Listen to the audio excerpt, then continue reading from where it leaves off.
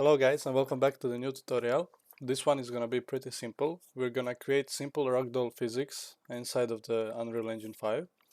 So we can just go to the characters, to the mannequin and to the rigs, and we can open this, and here we can see that we have colliders attached to every bone, and this is what makes our character have a ragdoll effect basically.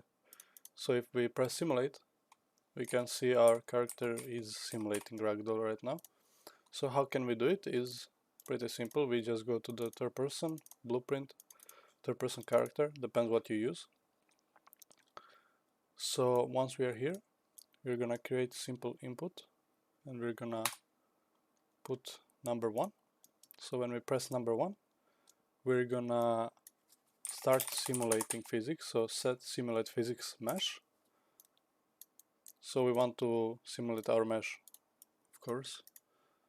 And from here we can press yes to simulate, and for the sake of tutorial we can just disable input so we cannot move when we simulate physics, and from the player controller we are just gonna get player controller. And this is all that you need to do. You hit compile, save, and when you go play, we are playing, and once we hit 1 we will start simulating physics. That was kind of funny, but to fix that you can just go to the mesh